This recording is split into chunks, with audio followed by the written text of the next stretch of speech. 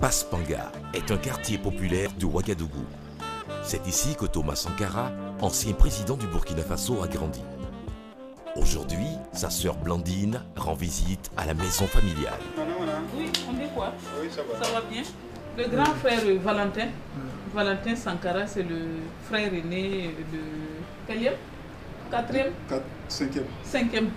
Le cinquième. De temps en temps, un ressourcement. De temps en temps, il faut faire un ressourcement. C'est nécessaire. Donc là, c'est le vieux. Et là, c'est la maman. La photo de la maman. Et puis, bien sûr, là, c'est Thomas. Quand nous, en tout cas, qui n'habitons pas ici, quand on vient, on voit les photos, on rentre, on les revoit, c'est comme s'ils sont encore là. Ça, c'est la maison du papa, on ne dirait pas, mais c'est en terre, en banco. Thomas a mené visiteur là. Et le monsieur, il a regardé la cour. Il dit, mais c'est vrai ça? C'est vrai? Tu me dis la vérité, c'est chez toi ici, chez le vieux? Il dit, oui, oui, oui. Que non, c'est pas possible. Que de lui donner l'autorisation, il va démolir ça et puis construire quelque chose de plus moderne. Thomas lui dit non, écoute ça, c'est suffisant même pour le vieux. Dans la cour, plusieurs petites maisonnettes ont été construites. C'est dans l'une d'entre elles que vivait le jeune Thomas. De la seconde en terminale, il était là, il habitait là. Et après lui, quand lui il est parti à Madagascar après le bac, c'était donc Pascal qui le suivait, qui a pris cette maisonnette. Ouais. Et après, bon, en tant qu'étudiant, comme il rentrait des vacances, ils ont construit une maison plus décente pour lui. Donc c'est là qu'il habitait.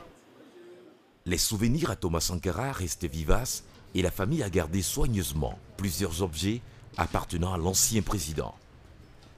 Valentin fait sortir les guitares de son petit frère.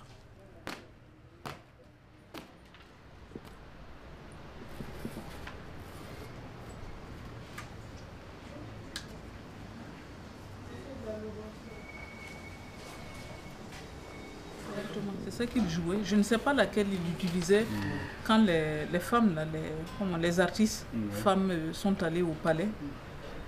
Lui rendre visite, il avait la guitare, il a chanté avec Myriam Makeba, je pense.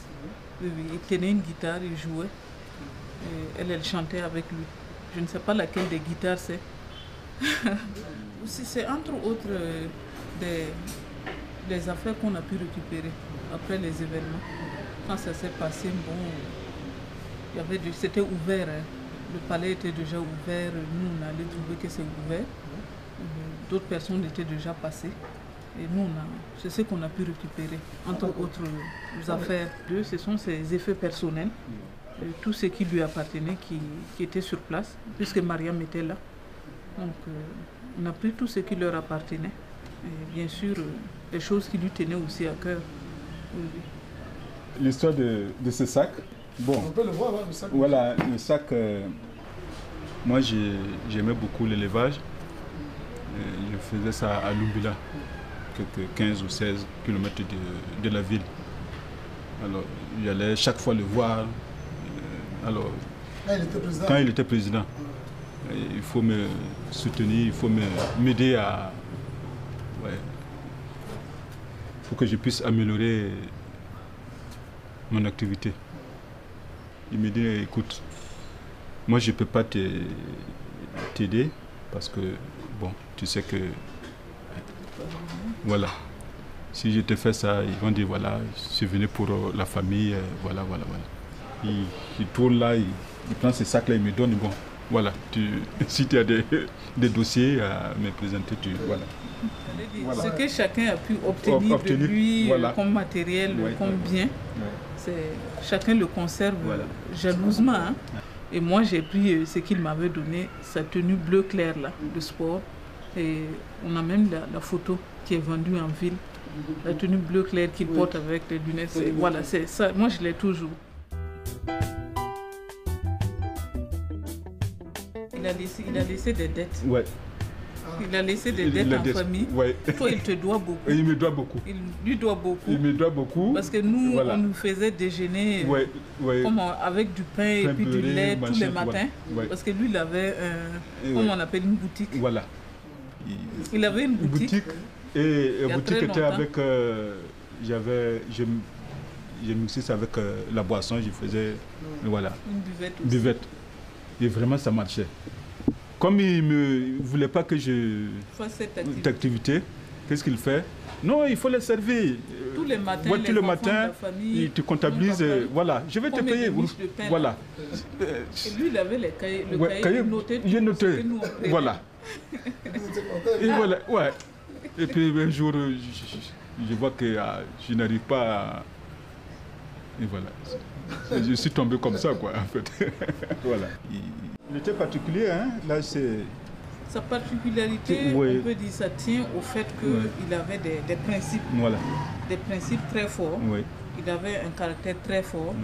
Et ces principes-là que tout le monde connaît, l'honnêteté, la droiture, et ça, c'était son caractère. On est bien content, en tout cas, de ça. On se réjouit beaucoup. C'était une façon de vivre qu'il nous a inculqué. Et aujourd'hui, on ne se reproche de rien. Et on sait que ce que chacun a obtenu, c'est par la sueur de son front. 25 ans après, c'est vraiment maintenant que nous, on sent que Thomas était président. C'est maintenant que je sens qu'il était président. Parfois, je me retrouve en train de... Je m'étonne. Hein. Je dis, mais c'est de qui on parle là? C'est de Thomas là, et celui qui était là. Donc c'est vraiment une fierté. C'est maintenant qu'on se sent fier de lui, de tout ce qu'il a pu poser comme acte, comme idéal, quoi. C'est pas Sankara en tant que nom. C'est lui d'abord, lui-même, en tant qu'individu, quelqu'un qui a osé s'élever contre les puissances, les grandes puissances. Et des gens, quelque part, se sont levés pour se demander, mais qui est cette personne-là? C'est qui cet Africain-là? C'est où la Haute-Volta? C'est qui nous parle comme ça, là? Qui est cette personne qui ose nous parler, nous, comme ça? Nous, Occidentaux, nous, Européens, nous, grandes puissances. Donc on a cherché à savoir où se trouvait la Haute-Volta, qui était cette personne. Donc c'est les actes qu'il a posés, c'est l'idéal, la façon d'être, c'est ce qu'il a pu aussi inculquer au Burkinabé, cette fierté-là, cette façon de dire comptons sur nous-mêmes, parce qu'il n'y a pas de Messie qui viendra nous sauver, c'est par nous-mêmes. Il faut avoir confiance en soi-même et se dire que la pauvreté n'est pas une fatalité. À part quelques objets et la vieille voiture dans laquelle roulait Thomas, la famille n'a pas pu profiter matériellement du passage de Thomas Sankara au sommet de l'État. Mais ils sont fiers que Thomas a consacré sa vie à sa patrie et au bonheur de ses concitoyens. Son héritage et son idéal sont la plus grande richesse qu'il a pu laisser aux générations futures. Droit Libre TV, la web télé 100% droits humains, 100% liberté d'expression.